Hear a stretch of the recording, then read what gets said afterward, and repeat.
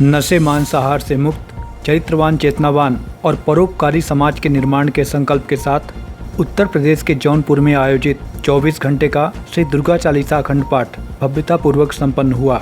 भगवती मानव कल्याण संगठन शाखा जौनपुर द्वारा आयोजित इस महाअनुष्ठान में हजारों की संख्या में श्रद्धालुओं ने हिस्सा लिया और पूरे क्षेत्र को भक्तिमय बनाया। परमहंस योगीराज श्री शक्तिपुत्र जी महाराज के दिव्य मार्गदर्शन में यह ऐतिहासिक कार्यक्रम जौनपुर के बर्नवाल मैरिज हॉल, चंदवक बाजार, डोभी में आयोजित किया गया। कार्यक्रम के समापन में संगठन की केंद्रीय अध्यक्ष शक्ति स्वरूपा बहन पूजा शुक्ला जी और संगठन के केंद्रीय महासचिव सिद्धाश्रम रत्न अजय अवस्थी जी विशेष रूप से उपस्थित रहे। धर्म सुधार और समाज सुधार के लिए आयोजित इस कार्यक्रम में बड़ी संख्या में जौनपुर और उसके आसपास के जिलों से श्रद्धालु शामिल हुए, जिन्होंने इस महाअनुष्ठान में सहभागी बनकर मां भगवती का आशीर्वाद प्राप्त किया।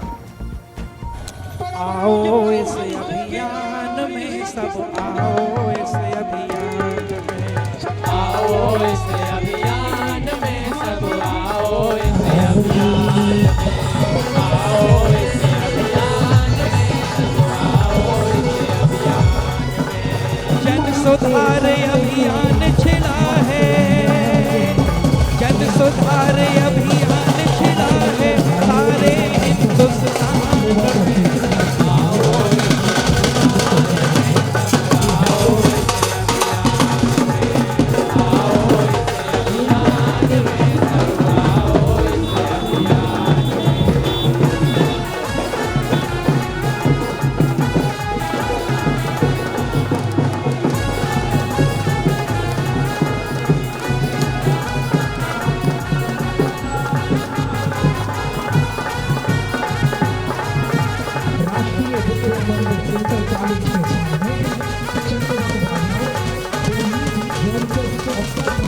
मानव तन अनमोल है ना, इसे गवाओ विकारों में।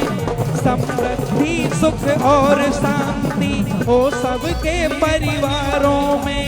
यही लक्ष्य है ऋषिराज का, यही लक्ष्य है ऋषिराज का, सबके हित कल्याण में। आओ इस अभियान में सब आओ, इस अभियान में आओ, इस अभियान में सब आओ, इस अभियान में।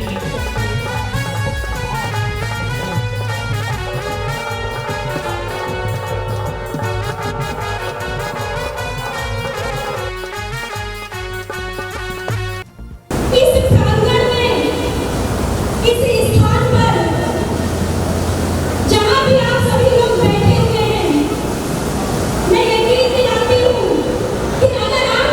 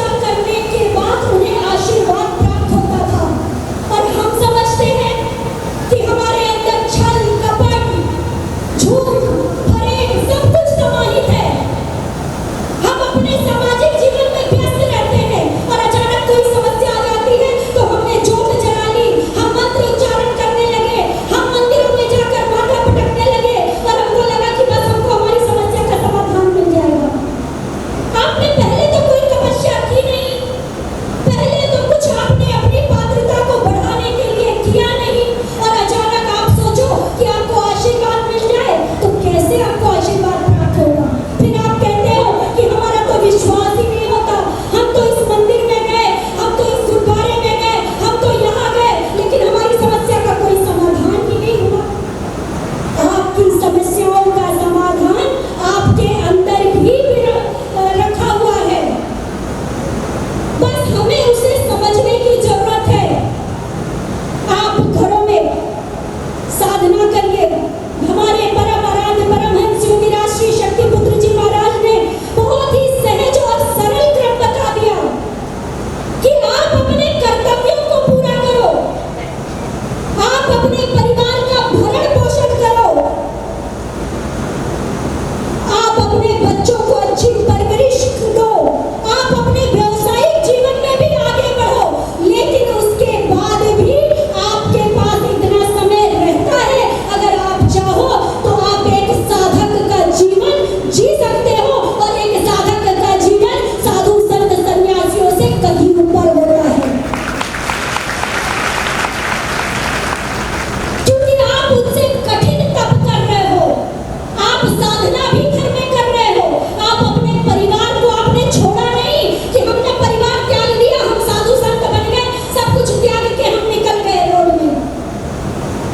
तब तो आप खाली हो गए, तब तो आपको एकदम तपस्या में लीन हो जाना चाहिए, क्योंकि आपके पास आगे पीछे कोई जिम्मेदारी है ही नहीं। लेकिन एक साधक, उसके ऊपर इतना बड़ी जिम्मेदारी होती है, इतना बड़ा कर्तव्य होता है कि हमें अपने परिवार को भी चलाना है, उसका भी भरण पोषण करना है, और साथ में हमको साधना के पथ में भी आगे बढ़ना है, समाज का कल्याण भी करना है। और मैं बहुत सौभाग्यशाली हूँ, और आप सभी बहुत सौभाग्यशाली हैं कि हमें अब ऐसे गुरुवर का निर्देशन प्राप्त हुआ, और मुझे गर्व है भगवती मानव कल्याण संगठन के कार्यकर्ताओं पर,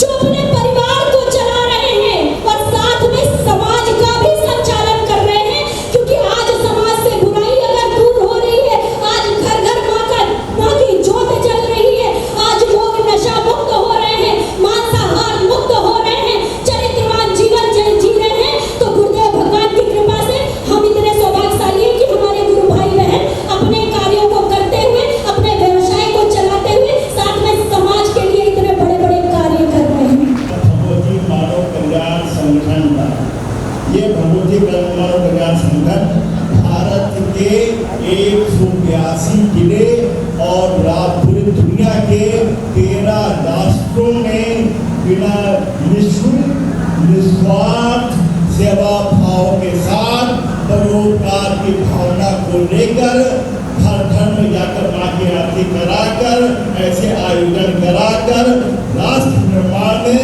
राष्ट्र में आध्यात्मिक चेतना का प्रभाव फैलाने के लिए ये निरंतर पिछले 30 वर्षों से कार्य कर रहा है। बोलो गुरुदेव भगवान की जय। गुरुवर श्री ने बहुत ही छोटी छोटी चीजें बताई हैं, आपके कुमकुम का तिलक अस्त्र दिए हैं। लोग मुझसे पूछते हैं कि भैया रावण को मारने के लिए जो बड़े बड़े संत थे, पहला महाभारत के युद्ध में था, तो तुम लोग जो प्रवर्तन कर रहे हो, इतना बड़ा गांव के गांव प्रवर्तन करे आ रहे हैं, जिले के जिले में एक प्रवाह हो रहा है, उन अस्त्र दिए होंगे, तो मंत्र को दिया होगा, कुछ पार हमने कुछ दिया है, 5 क्या हमने ये रक्षा, ये कुमकुम का तिलक, सत्य कर्म, एक साधना पुस्तिका की है, और गुरुवार का व्रत। यही 5 अस्त्र है, इन्हीं 5 अस्त्रों से गांव के गांव परिवर्तन हो रहे हैं, शहर के शहर हो रहे हैं, और जिले के जिले हो रहे हैं, और राष्ट्र के राष्ट्र हो रहे हैं। हमको अहंकार है कि हम कर रहे हैं, लेकिन हम कुछ नहीं कर रहे हैं, कर वही रहे हैं। हमारी बात शरीर जो है वो माध्यम बन रहा है, यही बड़ी कृपा है गुरु जी की माँ की, वो शरीर माध्यम बना रहे हैं। और बड़ा सिंपल सा है ये, तो भाई शुरू में हम से दिल्ली में तो हमको शर्म आती थी, जो मजेदार पड़ता तो हमें लगता है छुपा छोड़ा था, जो बाहर बाद में अपना मन दृढ़ हुआ, उसको पहना तो पूछे ये क्या है?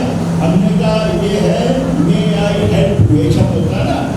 हमने कहा अगर दुनिया में कोई व्यक्ति परेशान हो और आज हत्या करने जा रहा हो और भगवान से उसकी बात ना हो पा रही हो, तो आप ये रक्षक वाले को पकड़ लो, आपकी नैया जरूर पार हो जाएगी। गुरुवार का व्रत बताया गुरु ने, सुबह रहिए शाम को आपके घर में उपवास बना हो आप कर लीजिए। आज अजीब घटना है, जो निर्जला कर रहे थे, अरे भाई निर्जला पार्वती जी रहती थी, वो उनकी क्षमता थी, वो उनका संकल्प था। आज कोई संकल्प नहीं है।